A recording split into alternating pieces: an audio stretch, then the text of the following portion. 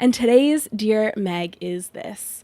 It says, "Hi Meg, I've been interested in starting an online ministry." How awesome.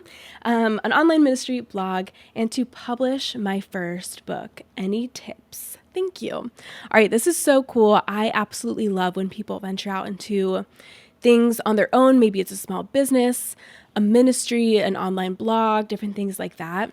I would say first, pray over what the Lord has called you specifically to share. I know for myself, I really felt led into starting She Lives Purposely, which was really awesome. And I know that's true for a lot of my friends in this space too. So really praying over like, Lord, what would you have me speak about? Something else too that I was actually reading this morning was just remembering always, and I think this is so important because I think as you start these things and as the dopamine hits from likes and shares and different things on Instagram or like on your website in a blog form, whatever that is, remembering that this message that you're sharing, especially, just making sure I'm reading that right. If it is a ministry, if it's something from what the Lord has, like scripture and what the Lord has shared, these words that you're coming up with are not your own.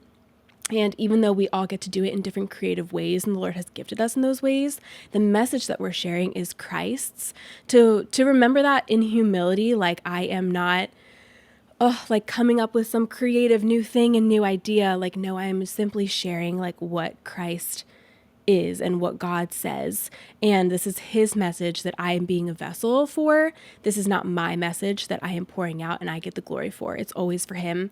And, that feels like an obvious thing maybe, but it can be really tricky to kind of be tempted to switch mindsets and be like, oh, like my glory too, when really it's like, no, like this was his message to begin with, and I'm just a vessel. So I think remembering that is really important too.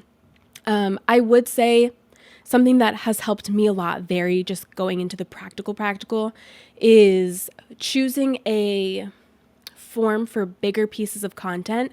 So maybe that's a weekly blog, a weekly podcast, interviews that you're doing, a book, something like that. And then pulling from that big piece of content to make your smaller pieces of content on Instagram or TikTok or YouTube Shorts or different things, Facebook, whatever that may be. So I think a lot of times people start in this space on Instagram and it can be really draining because you feel like I have to be posting at least 5 times a week, coming up with these new things. And what if the Lord doesn't speak to me today about something to share, different things like that. And it can become really draining really fast. So my encouragement would be to have bigger pieces of content, maybe a weekly piece that you're pulling from that big thing to then pour out encouragement in smaller bite-sized ways in the quote unquote like marketing of that and encouragement in that kind of way.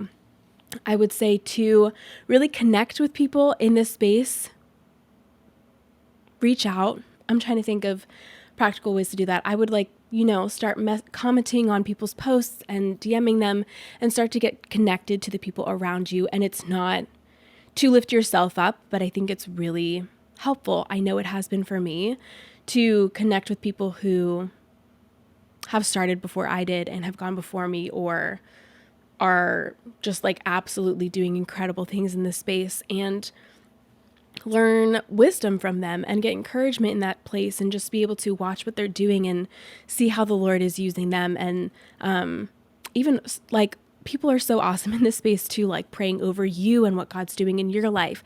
I think that's a really awesome thing too. For book publishing, there are a ton of ways that you can go about this. You could be traditionally published, which I believe you pretty much, I don't want to say 100% need because the Lord is able to do all things. And I know friends who have gone in other directions and still got traditionally published, but it's really, really helpful if you have a literary agent for that.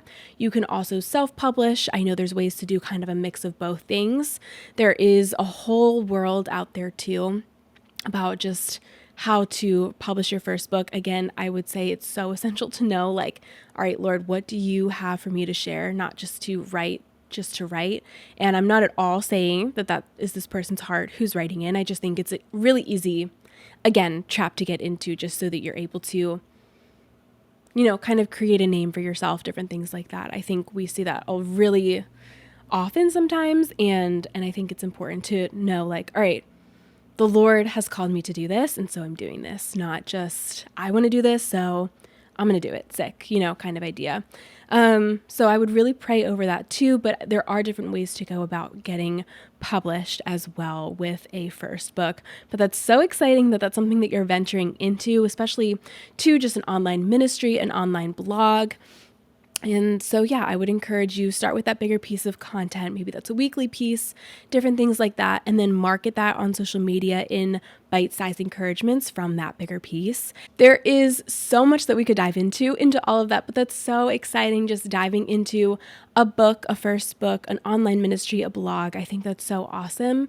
And if you have specific questions, totally feel free to DM me as well. I feel like there's so many different trails that we could go down in and kind of ways to start this. So I hope that was encouraging.